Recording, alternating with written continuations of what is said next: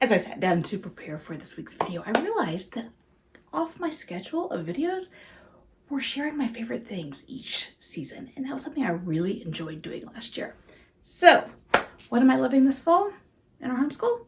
Let's chat. So the first thing that I am really loving this year, in a sad way, or because of sad things I should say, is the flexibility of homeschooling. A couple of weeks ago, one of our cats got out, and we spent a couple of hours looking for him. We did find him. We thought everything was okay, but in very short span of time, he passed away, rather traumatically. We made it to the vet, the emergency vet, but barely. And that happened on a Thursday, so that was a lunchtime when he passed away. And so, as you can imagine, that Thursday was shot. We had nothing left. Friday was shot as well. By Monday, we had better, but it was still a lot of grieving. And it was a reminder to me that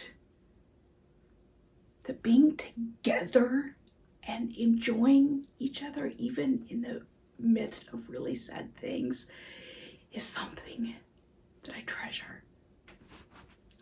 And why I talked recently about resetting priorities, because I had gotten away from that. Now, on to happier things. Number 2 is some joggers and hoodie that I got from Walmart. Yes. But let me tell you, number 1, these are the softest things. Like, they're almost satiny, silky type of feel on top. They're also really soft on the inside. They are thin, so if you, like me, live someplace where it's not too hot, or the winters don't get too cool, or you have kind of that fall, springtime when you need a little bit of warmth, but not a lot, these are fantastic. They have jogger pants and then hoodie sweatshirts, and I love that the hoodies have the little V-cut on the sides. I like ones like that. And I forget what the prices were. I will have them linked down below, but they were like $15-ish each, and I have lived in them since I got them. Now, they didn't have a lot of colors, and I haven't checked to see if their website has more colors, so that was my only real complaint, but they've washed up beautifully.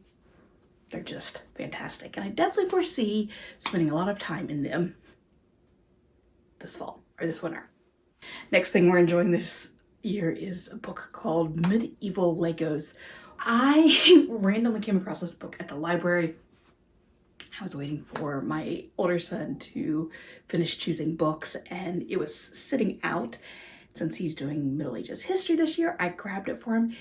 But they're all these Lego creations, or replicas of the different events. Short, like a couple pages about each different event. And what really surprised us was when we got to the end, like all these scholars who were consulted for it, which I love. It wasn't just some Joe Schmo who likes Legos who created a suit. They had consulted actual scholars for the writings of them. He kept it in the car while he was reading it because they were real short, so you could read it, like read each section in 5 or 10 minutes. It was just something fun to add in to it. And it covered some events that we haven't, or that he doesn't have on his schedule to actually read about this year. So yeah, I just thought it was a random find that was a lot of fun. Now, the next thing is the magazine, and I don't know how to pronounce this.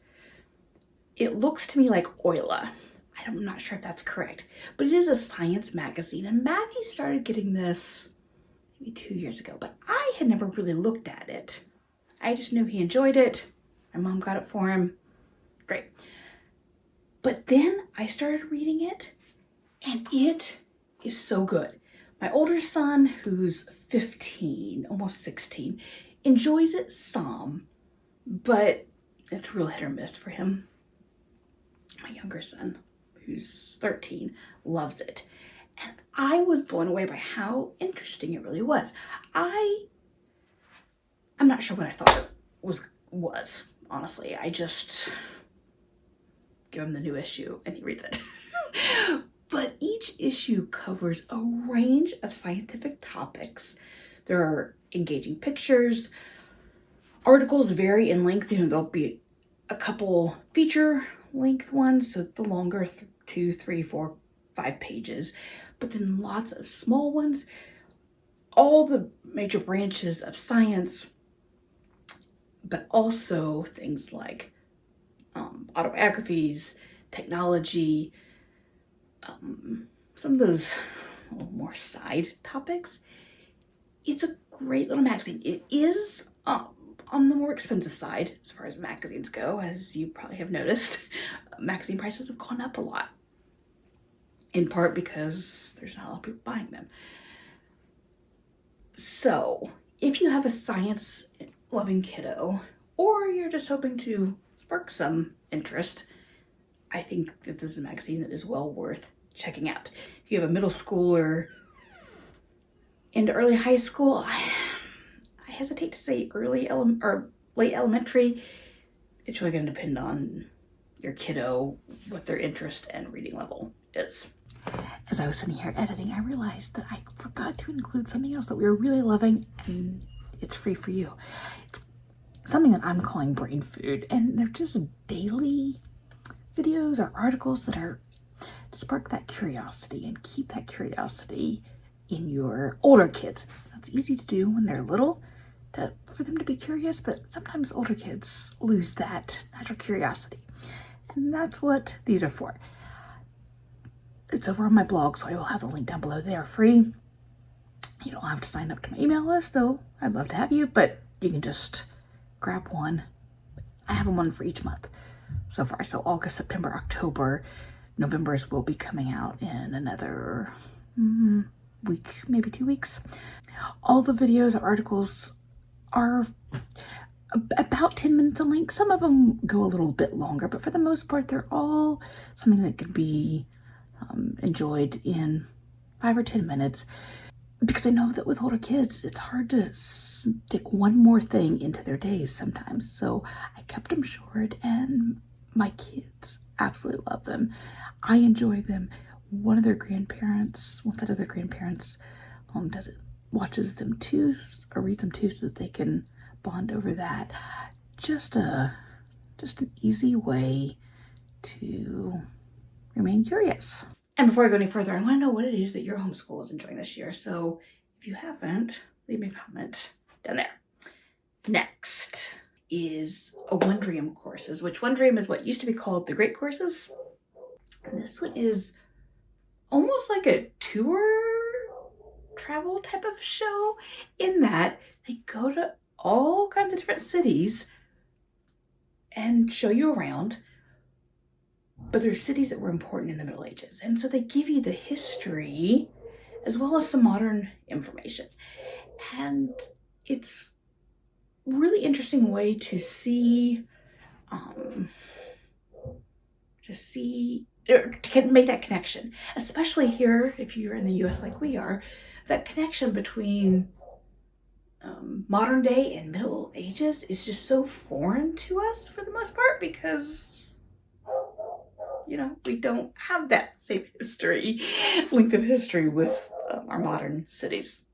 One Dream has so many great options that kind of put a little spin on whatever it is that your teen is learning about, and just adds a little bit of variety to their day and the weeks.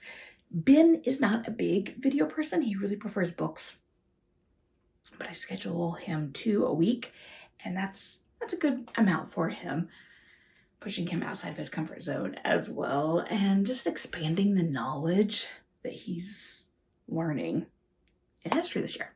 So those are some of the things that we are loving. If you haven't already done so, leave me a comment down below about what you are enjoying this fall, and I'll see you in the next video.